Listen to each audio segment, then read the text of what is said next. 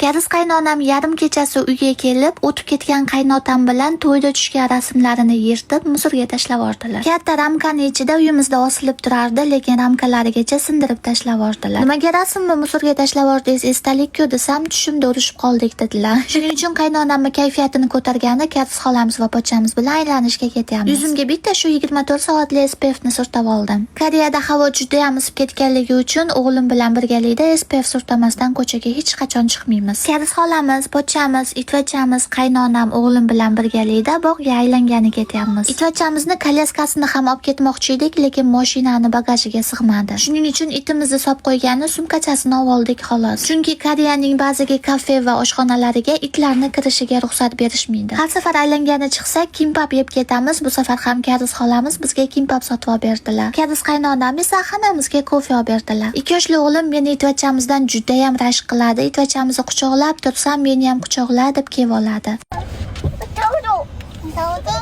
Meni atiga bittagina o'g'lim bor va shu o'g'lim ham itimizdan meni juda ham rashk qiladi. 2-3 ta tug'ilgan onalar qanday yashayapsizlar, kommentariyaga yozib ketinglar. Ertalabdan Kariz xolamiz olib bergan kimbabni sizlarga mukbang qilib bermoqchi edim. Afsuski pastga tushirib yubordim. Kariz qaynonam ana endi точно so'kish eshitasan degan qarash qiluvdilar. Tezda pastga tushgan kimbabni olib yeb tashlayapman. Koreyada yashaydiganlar tan olinglar, Koreyani manzarasi juda ham chiroyli-ya. Bu manzarani boshqa videoda yaxshilab obzor qilib ko'rsatib beraman.